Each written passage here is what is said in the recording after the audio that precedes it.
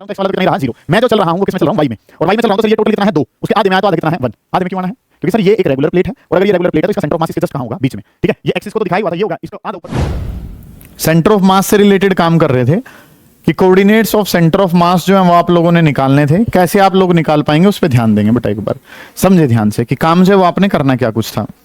Concept था centre of मास और centre of मास से रिलेटेड काम जब हम कर रहे थे तो सेंटर ऑफ मास से रिलेटेड काम जो वो क्या करना है कि आर वेक्टर बताना है। तो आर वेक्टर क्या था? m1 r1 वेक्टर प्लस, ठीक है, चीजें जो हम क्या कर रहे थे, m1 r1 vector plus m2 r2 vector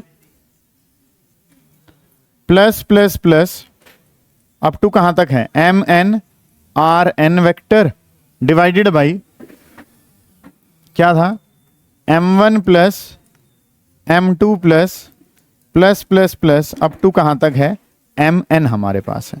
ये काम जो है ना सर वो हम डिस्कस कर रहे थे कि चीजें जो हैं वो हमने ये पढ़ ली थी। ठीक है, शांत हो जाएंगे बेटा, आवाज नहीं करें। काम जो वो आपने करना क्या कुछ है, सेंटर ऑफ मास के कोऑर्डिनेट बताना चाह रहे थे। समझे ध्यान से, क्वेश्चन लिखें, क्वेश्चन नंबर 1, पहला क्वेश्चन लिखेंगे, क्वेश्चन नंबर 1 लिखें। If a mass of, if a mass, एक मास आपको दे रखा है, mass of 4 kg, if a mass of 4 kg have position vector 3i plus 4j minus का 5k, ऐसे करके काम है। If a mass of 4 kg, मास दिखा रखा है और मास जो है सर वो कितना है, मास गिवन है और मास जो है सर वो कितना गिवन है, मास गिवन है 4 kg का, और उसका पोजीशन वेक्टर जो है सर वो कितना गिवन है 3i प्लस 4j माइनस का 5k। ये जो है क्या है उसका पोजीशन वेक्टर है। दूसरा जो मास है, सेकंड मास है एंड m2 ऑफ 3 kg, एक मास m2 है जो कितने का है 3 kg का, जिसका पोजीशन वेक्टर दे रखा है सर i प्लस j और प्लस कितना है 2k। सेकंड का जो पोजीशन वेक्टर है, सेकंड का पोजीशन वेक्टर क्या है i प्लस j प्लस कितना है 2k। एक मास है 4 kg का, एक मास है 3 kg का, इसका पोजीशन वेक्टर पता है, इसका पता है।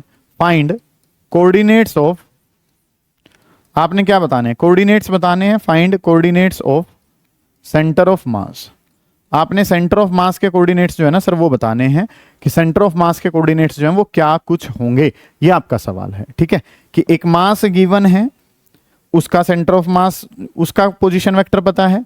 एक मास है m1 का, जिसका वैल्यू जो है वो कितनी गिवन है 4 kg, इसका पोजीशन वेक्टर पता है। ऐसे ही दूसरा मास पता है m2, उसका पोजीशन वेक्टर पता है। आपने किसके कोऑर्डिनेट्स देने हैं, you have to find out the coordinates of centre of mass. Centre of mass के कोऑर्डिनेट्स जो है ना वो आपने बताने हैं कि सेंटर ऑफ मास के कोऑर्डिनेट्स जो है सर वो क्या कुछ होंगे, ये आपका सवाल है। कोई बात ही नहीं है सर, सिंपल सा काम है।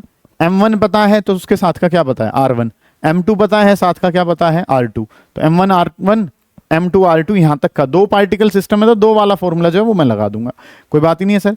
आई have to find out position vector of centre of mass, centre of mass का पोजीशन वेक्टर बताना है, तो आर वेक्टर बताना है, तो काम क्या होगा m1 r1 plus m2 r2 divided by क्या हो जाएगा सर m1 प्लस m2। इस तरीके से काम जो है ना वो मेरे पास है कि मुझे आर वेक्टर बताना है, ध्यान से समझे, मुझे बताना है m1 r1 plus m2 r2 divided by m1 plus m2। Values put करो, सोल्व करो, आंसर आएगा। ट्राई करें एक बार, नहीं तो मैं करवाता हूं, करें जल्दी, शाबाश। कि काम जो है सर वो हमारे पास क्या है, इन वैल्यूज को अगर मैं रखता हूं, काम जो है सर वो हम क्या करेंगे कि आर वेक्टर बताना है, आपने सोल्व कर लिया। m1 की जगह कितना है 4 है, r1 इसका जो पोजीशन वेक्टर वो कितना है 3i प्लस कितना है 4j और माइनस में कितना है 5k।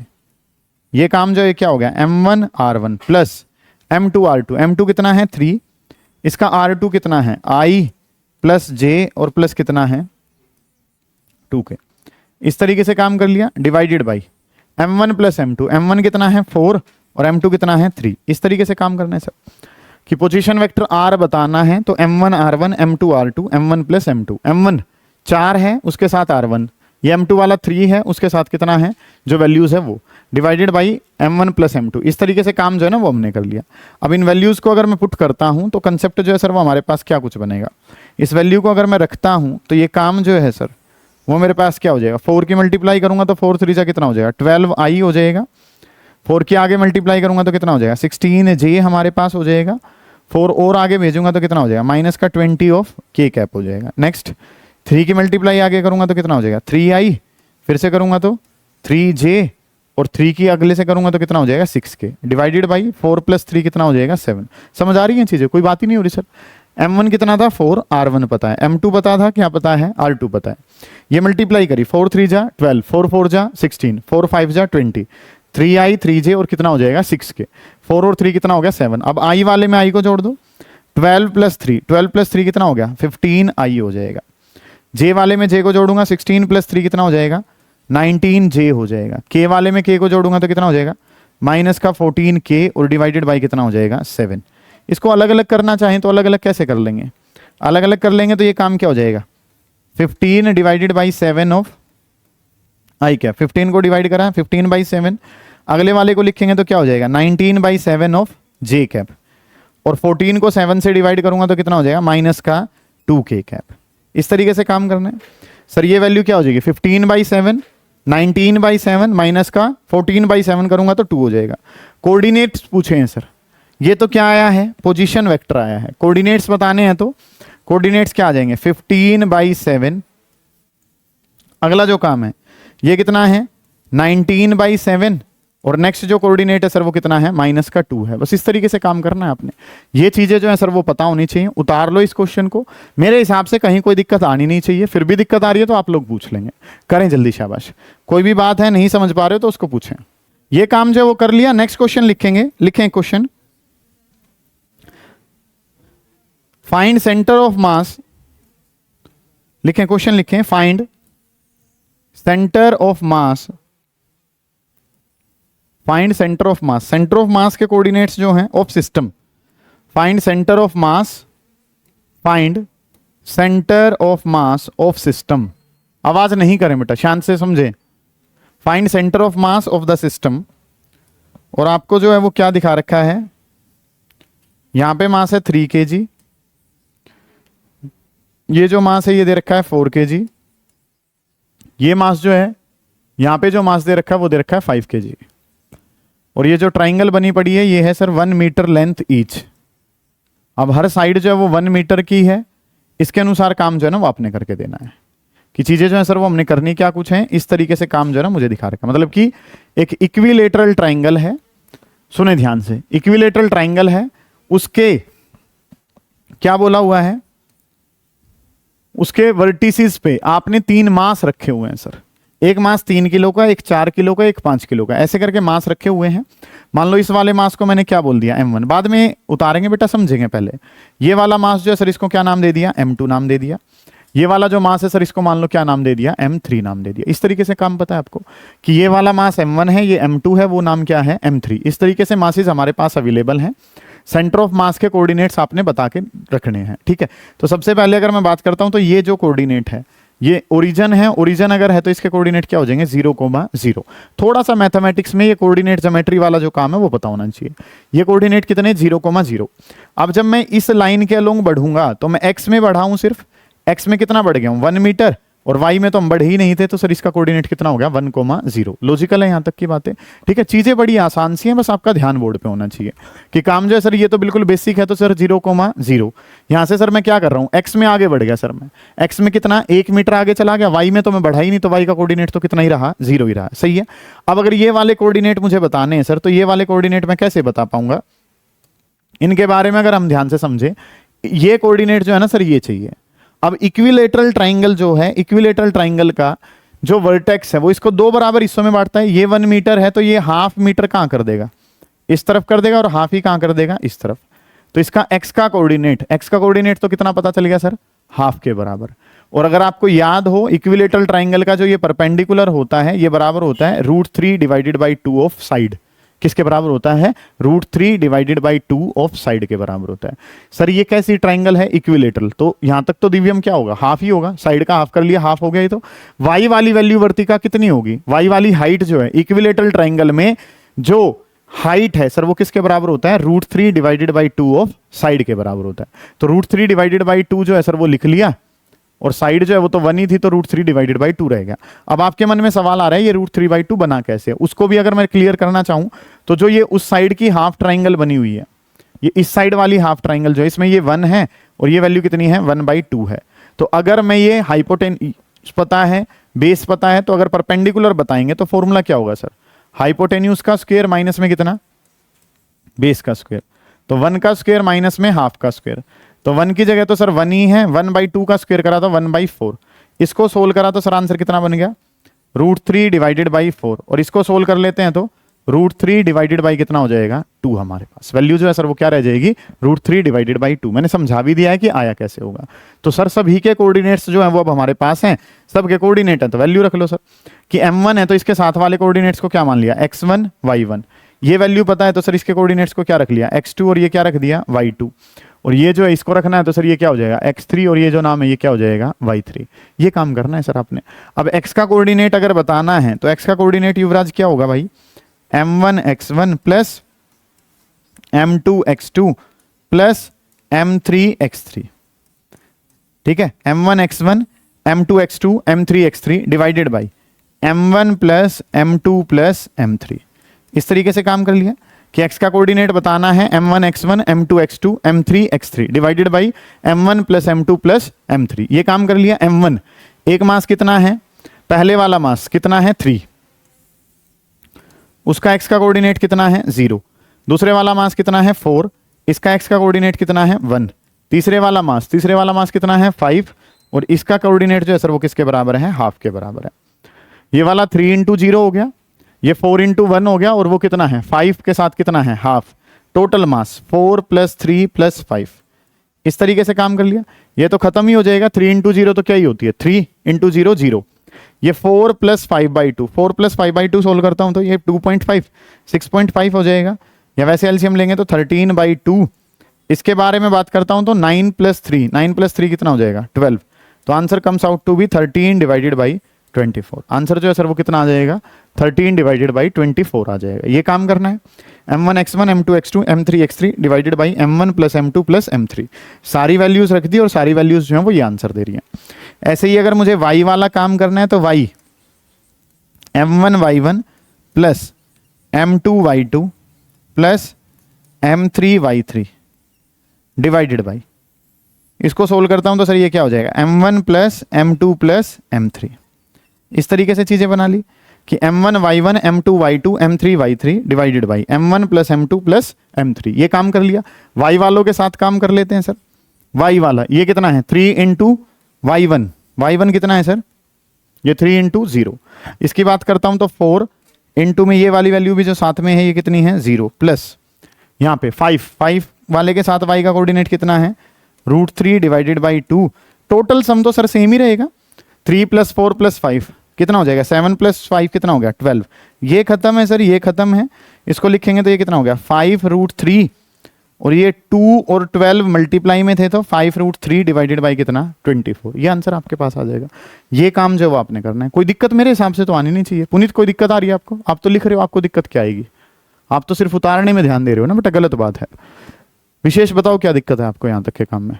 एक डाउट तो बन रहा है कोई। y और x क्यों निकाले? आंसर निकालने हैं ना सर हमने। कोऑर्डिनेट्स जो हैं ये आर वेक्टर, ये तो बताने हैं, सेंटर ऑफ मास के कोऑर्डिनेट्स बताने हैं। तो ये क्या था, इसमें x और y और z भी था, वहां पे क्या थे 2 ही थे, x y थे, तो x y निकाल लिए sir.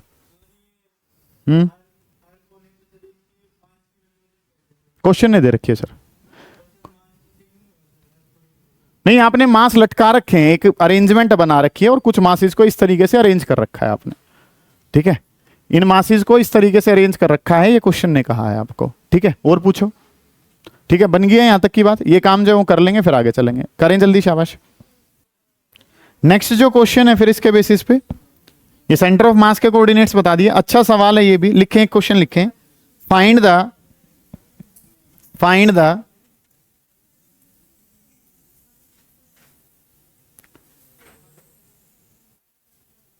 Find the centre of mass, find the centre of mass, find the centre of mass of the T shaped plate, T shaped plate from O, from plate, plate, T shaped plate from O, from ओ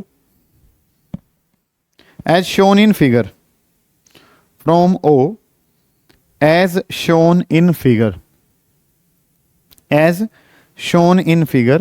और figure में आपको क्या क्या दिखा रखा है, इसकी dimensions दी हुई हैं कि ये जो पूरी डायमेंशन है ये बराबर है 8 मीटर के। इस साइड से ये जो पूरी डायमेंशन है ये दिखा रखी है, यहां तक की दिखा रखी है, ये दिखा रखी है, ये दिखा रखी है। इस तरीके से काम कर रखा है भाई। ये एक डायग्राम है जिसमें ये 8 मीटर है, ये 3 मीटर है, ये भी 3 मीटर है, ये 2 मीटर है, और ये जो है सर ये 6 मीटर है। ध्यान से समझेंगे कि काम जो वो आपने क्या करना है, ओ से काम जो है वो आपने स्टार्ट करना है, और ओ से काम करके ये डायग्राम का आंसर जो है ना वो आपने बताना है। पहली बात तो ना हमने जो सेंटर ऑफ मास के कोऑर्डिनेट्स निकालने थे उसमें m1 r1 m2 r2, मतलब कि मास पता होना चाहिए और क्या पता होना चाहिए, डिस्टेंस। ना तो सर क्या पता मास, और ना ही यहाँ पे क्या पता डिस्टेंस पता। उसके अनुसार काम जो है ना वो आपने करना पड़ेगा कि चीजें जो है वो क्या क्या रखी हैं। ये बोली हुई है, एक प्लेट बोली हुई है, क्या बोली हुई है, प्लेट बोली हुई है। अब प्लेट बोली हुई है तो इसका जो मटेरियल है ना वो थ्रू आउट क्या रहा होगा, कॉन्स्टेंट रहा होगा। सुने ध्यान से, जो मैं बताने जा रहा हूं ये क्वेश्चन जो है वो अलग है बाकी सभी से, क्योंकि अब तक जितने भी सवाल बताए उनमें मासिस दे रखे थे और सीधे क्या दे रखे थे, धीरे धीरे लेवल जो है ना वो बढ़ता जा रहा है। अब काम जो है वो क्या पता है सर, इस ओ के रिस्पेक्ट में काम करना है सर हमने। अब ओ के रिस्पेक्ट में अगर काम करना है, सबसे ध्यान से जो समझने लायक बात है कि सर एक मास तो ये ऊपर वाला है और एक मास कौन सा है, ये वर्टिकल वाला, एक हॉरिजॉन्टल वाला है और एक कौन सा है, वर्टिकल वाला। खास जो बात है सर वो क्या है कि इसका सेंटर ऑफ मास कहां होगा, यहां बीच में होगा, क्योंकि अगर कोई रेगुलर बॉडी होती है तो उसका सेंटर ऑफ मास कहां रहता है, उनके बीच में रहता है। इसका तो यहां होगा। इस वाले की बात करता हूं तो इसका सेंटर ऑफ मास कहां होगा, यहां कहीं होगा सर। पता है आपको इस बात का, कोई भी रेगुलर बॉडी, आपकी कॉपी जो है उसका सेंटर ऑफ मास बिल्कुल कहां होता है, उसके बीच में। रेगुलर बॉडी होती है तो सेंटर ऑफ मास कहां लाई करता है, बिल्कुल बीच में लाई करता है। तो सर अगर मैं बात करता हूं तो काम जो वो हमने करना है क्या है, चीजें जो मुझे क्या पता है सर, ये वाली ऊपर वाली बिल्कुल एक रेगुलर प्लेट है, बिल्कुल सीधी एक रेक्टेंगुलर प्लेट है, तो इसका सेंटर ऑफ मास कहां है, इसके बीच में। ये वर्टिकल वाली जो है वो भी एक रेगुलर प्लेट है, तो इसका सेंटर ऑफ मास कहां है, इसके बिल्कुल बीच में होगा। मानते हो आप इतने काम को? तो नेक्स्ट जो काम है सर वो अब हमने क्या करना है कि अगर इसके कोऑर्डिनेट बताने हैं तो इसका कोऑर्डिनेट जो है, ये वाली साइड भी जो है वो गिवन होगी आपको, और ये वाली साइड जो है वो 2 के बराबर दे रखी है। ये कितनी गिवन है, 2 मीटर। तो अगर मैं बात करूं तो इसके कोऑर्डिनेट, ओ के कोऑर्डिनेट से बात करनी है तो ओ के कोऑर्डिनेट को क्या मान लिया, 0,0। क्या कहीं कहा है क्वेश्चन ने कि ओ को आपने लेके चलना है? ओ के रिस्पेक्ट में पूछा हुआ है। पहली लाइन जो लिखी है, find the coordinates of centre of mass from O, ऐसा कुछ लिखवाया था, ओ लिखवाया है, फ्रॉम ओ। ओ से बात करनी है, क्योंकि सर शुरुआत तो यहां से भी हो सकती है, ओरिजिन इसको भी माना जा सकता है, ओरिजिन इसको भी माना जा सकता है, ओरिजिन इसको भी माना जा सकता है। हमने ओ को ही क्यों माना, क्योंकि क्वेश्चन ने क्या कहा है, शुरुआत कहां से करो, ओ से। तो ओ को आपने ओरिजिन मान लिया और ओ के कोऑर्डिनेट को क्या मान लिया, 0,0। अब जब मैं यहां पे नीचे आता हूं तो रोहित भाई एक्स में तो हम चले नहीं है, एक्स में नहीं चले तो एक्स का कोऑर्डिनेट तो कितना ही रहा, 0। हम आए किस में है, वाई में। वाई में कहां है सर, ये टोटल कितना है, 2। तो आधा इसका लेंगे तो आधा कितना हो जाएगा, 1। तो इसका कोऑर्डिनेट कितना हो गया, 0,1। ऐसे ही इसके कोऑर्डिनेट्स बताने हैं। सेकंड वाली बॉडी में अगर मैं बात करूं तो एक्स में तो इसमें भी नहीं चला मैं, तो एक्स का कोऑर्डिनेट तो कितना ही है, यहां पे भी 0। वाई वाला कोऑर्डिनेट कितना होगा, कोई बच्चा बताओ, वाई वाला कोऑर्डिनेट इसका कितना होगा, 6 होगा, 3 होगा, कितना होगा, 5 होगा। शाबाश बेटा, ये 2 तो ये आ चुके हो, ये तो कितना हो गया, 2, क्योंकि ओरिजिन उसको माना हुआ है 2। ये टोटल कितना था, 6 का आधा करा तो कितना हो गया, 3। तो 2 तो ये चल पड़े और 3 ये चल पड़े, तो ये कोऑर्डिनेट कितना हो जाएगा, 0,5 हो जाएगा। समझ आइए ये बात आपको? आपको ये पता चल रहा है कि आपने ओरिजिन ओ को क्यों माना, क्योंकि क्वेश्चन ने कहा है कि आपने जो सेंटर ऑफ मास के कोऑर्डिनेट बताना वो कहां से बताना है, ओ को मान के करना है। तो ओ को ओरिजिन माना तो 0,0। सर यहां पे मैं नीचे की तरफ बढ़ा नीचे की तरफ आया तो x में जा रहा हूं, x में तो जा नहीं रहा हूं तो x तो कितना ही रहेगा 0। फिर नीचे और आया तो यहां पे भी x में नहीं जा रहा हूं तो x वाला तो कितना ही रहा 0। मैं जो चल रहा हूं वो किस में चल रहा हूं, y में, और y में चल रहा हूं तो सर ये टोटल कितना है 2, उसके आधे में आया तो आधा कितना है 1। आधे में क्यों आना है, क्योंकि सर ये एक रेगुलर प्लेट है, और अगर ये रेगुलर प्लेट है तो इसका सेंटर ऑफ मास इसके जस्ट कहां होगा, बीच में। ठीक है, ये एक्सिस को तो दिखाया ही हुआ था, ये होगा, इसको आधा ऊपर छोड़ दिया, आधा कहां छोड़ दिया, नीचे। सेम काम, ये इसके बीच में से तो जा ही रही थी, तो आधी लेंथ जो है वो ऊपर छोड़ दी और आधी हाइट जो है वो कहां छोड़ दी, नीचे। समझ आ गई ये बात आपको। तो इसका कोऑर्डिनेट तो 2 का आधा करा तो कितना हो गया 1। अब 2 तो ये हो गया, इसका आधा कितना होगा, 6 का आधा कितना होता है 3, तो 2 ये और 3 ये, टोटल कितना हो जाएगा 5 हो जाएगा। ये 0,1 और 0,5। समझ आ रही है बात। सबसे पहले जो समझ में आना चाहिए वो क्या, कि ओ को ओरिजिन माना क्यों, ओ को क्यों ओरिजिन माना, क्वेश्चन ने कहा है। अब सर ये एक्स वाला कोऑर्डिनेट क्यों नहीं बढ़ाया, क्योंकि बेटा आप एक्स में जा ही नहीं रहे हो, आप जा कहां रहे हो, सिर्फ वाई में जा रहे हो। ठीक है सर, ये जो पॉइंट है, ये वाला पॉइंट और ये वाला पॉइंट आपने क्यों लिया, क्योंकि ये कैसी बॉडी है, रेगुलर, और रेगुलर बॉडी का सेंटर ऑफ मास कहां होता है, उनके जस्ट बीच में होता है। तो इसका सेंटर ऑफ मास यहां होगा, इसका सेंटर ऑफ मास कहां होगा, यहां पे होगा। समझ आ गई ये बात। तो मुझे x1 और y1 तो पता चल गई, ये x1 है और ये कितना है y1, ये क्या मान लिया x2 और ये क्या मान लिया y2। ठीक है जी सर, x वाला तो 0 ही रहने वाला है, y के कोऑर्डिनेट बदल रहे हैं सर। अब अगर मैं बात करता हूं तो सर x1 y1 के साथ क्या भी चाहिए, मास भी चाहिए। अब ऊपर वाली बॉडी का मास क्या होगा और नीचे वाली बॉडी का मास क्या होगा।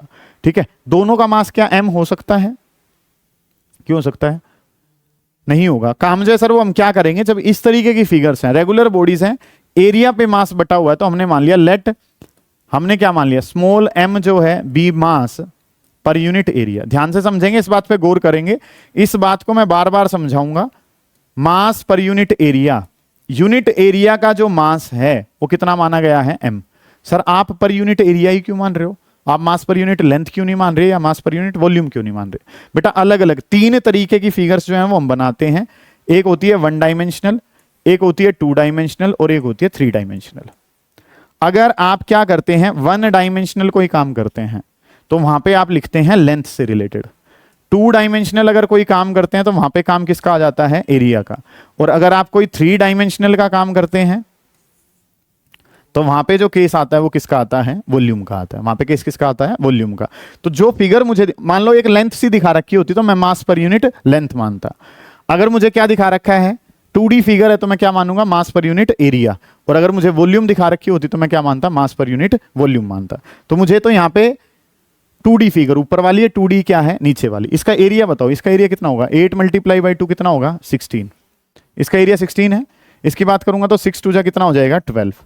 तो सर हम जो काम करेंगे कि इसका जो मास है, इसका मास मान लेंगे 16m, और इसका जो मास है सर वो कितना मान लेंगे, 12m मान लेंगे। इसका मास कितना मान लेंगे, 16m, और इसका कितना मान लेंगे, क्योंकि एरिया वाइज डिस्ट्रीब्यूशन हो रहा है। तुम्हें कैसे पता चला एरिया वाइज हो रहा है, क्योंकि सर यहां पे जो है वो क्या दे रखी है, 2D फिगर्स हैं। 2D फिगर्स में काम किसका होता है, एरिया का। 1 डायमेंशनल हो तो किसका होता है, लेंथ का। और 3 डायमेंशनल हो तो नाम किसका आता है, वॉल्यूम का। हो गया काम खत्म। एक्स वाला तो 0 ही रहना है, क्योंकि सर वो भी 0 है और ये भी 0 है। वाई वाला बताना है तो वाई वाला कैसे निकलेगा सर, आज आए हो ये सवाल करने के लिए आए हो। m1 y1 m2 y2 divided by कितना, m1 प्लस m2। इस तरीके से काम जो है ना सर वो हमने करना है कि y का कोऑर्डिनेट मुझे बताना है, तो y का कोऑर्डिनेट क्या होगा, m1 y1 m2 y2 divided by कितना, m1 प्लस m2। समझ आइए बात आपको मैं क्या कर रहा हूं, ये समझ में आया। 16m क्यों मान लिया, ये 12m क्यों मान लिया, दोनों बराबर क्यों नहीं माने, क्योंकि सर इसका एरिया अलग है और इसका एरिया क्या है, अलग है। ठीक है, तो उसको 16m मान लिया और इसको कितना मान लिया, 12m। मैं दोबारा भी बताऊंगा इन चीजों को। m1 पहले वाला मास कितना है सर, 16m। उसका जो कोऑर्डिनेट है सर वो कितना है, 1। दूसरे वाला कितना है, 12m, और उसका जो कोऑर्डिनेट है सर वो कितना है, 5। एक्स वाला क्यों नहीं सोल्व करा, क्योंकि यहां पे भी 0 बनता सर, वहां पे भी कितना बनता, 0। और 0 0 की मल्टीप्लाई करके आंसर कितना ही आ जाता, 0 ही आ जाता। सोल्व नहीं कर रहे हैं सर। 16m प्लस कितना हो गया, 12m। इस तरीके से काम है। इसकी मल्टीप्लाई करता हूं, ये 16m ही रहेगा, और इसकी करूंगा तो 12 5 जा कितना हो जाएगा, 60m डिवाइडेड बाई कितना हो गया, 16 प्लस 12 करा कितना हो गया, 18m हमारे पास हो गया। इसको लिखता हूं तो कितना हो गया, 76m डिवाइडेड बाई कितना, 28m हो गया। m से सर क्या हो जाएगा, m कैंसिल, ये कैंसिल करूंगा तो कितने पे जा रहा है, ये 4 से हो जाएगा, ये कैंसिल 4 से हो रहा है, 4 7 जा हो जाएगा, ये 4 1 जा और 4 9 जा, तो आंसर कितना आ जाएगा, 19/7। तो सेंटर ऑफ मास के कोऑर्डिनेट्स अगर देने हैं तो सेंटर ऑफ मास का पहले वाला तो कितना ही है 0, दूसरे वाला कितना है 19/7। समझ आइए ये बातें आपको, दोबारा देखो ध्यान से समझो। काम जो वो करना है क्या है सर, हमें सेंटर ऑफ मास निकालने के लिए दो रिक्वायरमेंट है, एक मास की और एक किसकी, कोऑर्डिनेट्स की। ना तो मास दे रखे क्वेश्चन ने, ना क्या दे रखे कोऑर्डिनेट। तो हमें कुछ बातों का पता है कि सर ये जो फिगर दिखा रखी है ये कैसी है, 2 डायमेंशनल, लेंथ दिखा रखी है और क्या दिखा रखी है, ब्रेड्थ। 2 डायमेंशनल फिगर में जो एरिया के बेसिस पे चीजें चलती हैं, तो सर पर यूनिट एरिया का मास कितना मान लिया, m। तो ये 16 का एरिया था तो 16m हो गया, ये 12 का एरिया था तो क्या मान लिया, 12m हो गया। समझ आ गई इतनी बातें। नेक्स्ट जो काम पता है सर, ये रेगुलर बॉडीज हैं, रेगुलर बॉडीज हैं तो एग्जैक्ट बीच में क्या रहेगा, सेंटर ऑफ मास। तो यहां एग्जैक्ट बीच ये है और इसका एग्जैक्ट बीच क्या है, ये है। ये 2 था, 2 के हाफ में चले गए तो कितना हो गया 1। ये कितना था 6 था, 6 था तो हाफ में गए तो कितना बन गया 3। कुछ बच्चों का सवाल क्या होता है सर, 2 ये और 6 ये तो 8 हो गया, 8 का आधा 4 बनना चाहिए, नहीं बनेगा सर, इसका चाहिए ना, इसका सेंटर ऑफ मास चाहिए तो 6 का आधा कितना होता है 3, तो ये तो कितना हो गया 3 और ऊपर से कितना आ रहे हो 2, 2 जमा 3 करा तो कितना हो जाएगा 5। तो 0,5 इसका कोऑर्डिनेट हो गया। कोऑर्डिनेट पता है, मास पता है, आपने क्या निकाल दिए, आंसर निकाल दिया। समझ आ गई ये बात। उतारो, कोई दिक्कत आ रही है उसे पूछें, करें बेटा जल्दी। हो गया सिलेबस पूरा, क्या ही आना है, लिखें।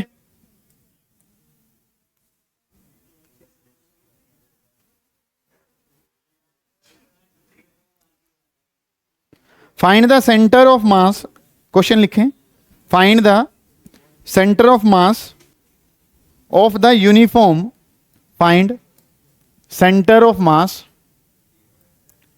Find centre of mass, find centre of mass of uniform, of uniform L shaped lamina, L shaped lamina, मतलब कि ये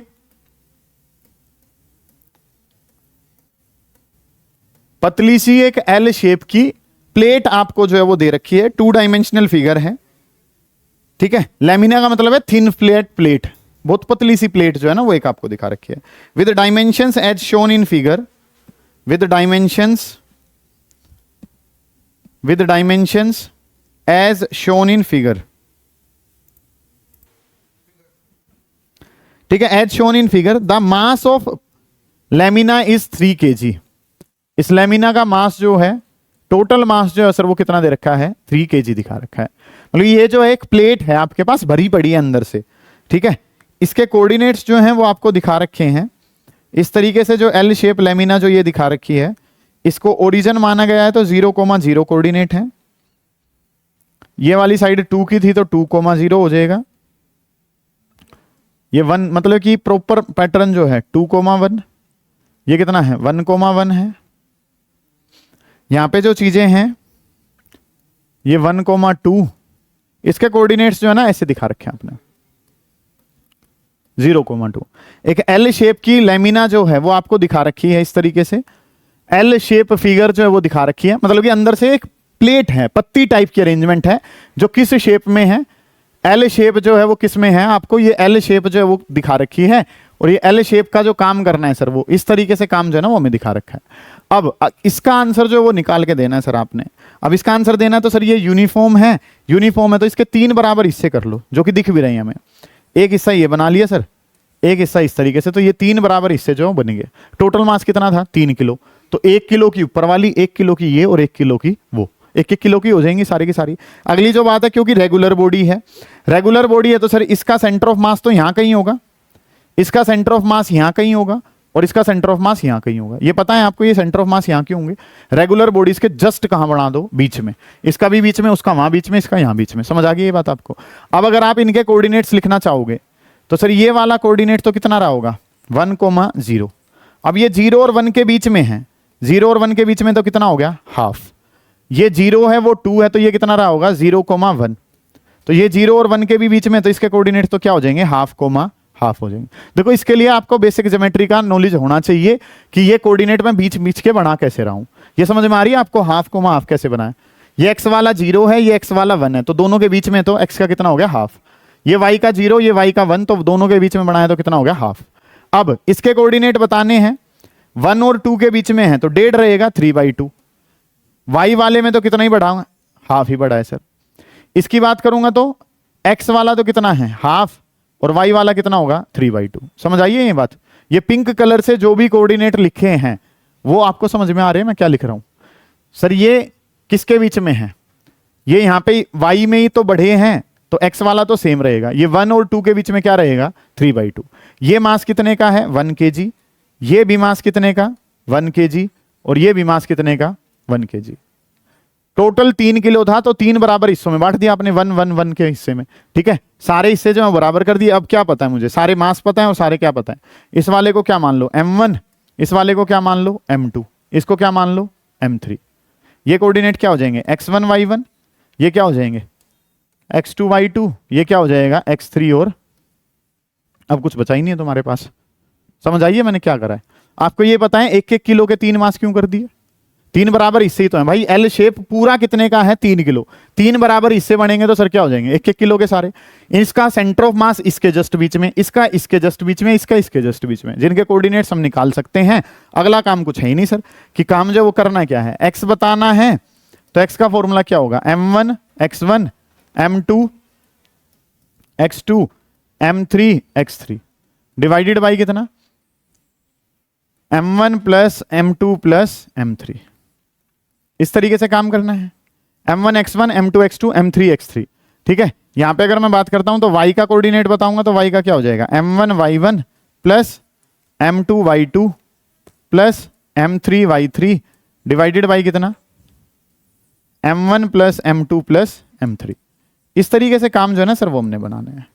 ये चीजें जो है वो आपके पास हो, सारी वैल्यूज पता है, सोल्व करने की कोशिश करनी है आपने। ठीक है कुछ भी नहीं, 3 किलो टोटल, तो 1-1 किलो के 3 हिस्से, सबके सेंटर ऑफ मास सबके जस्ट कहां रहेंगे, बीच में, जिसके लिए कोऑर्डिनेट ज्योमेट्री का पता होना जरूरी है।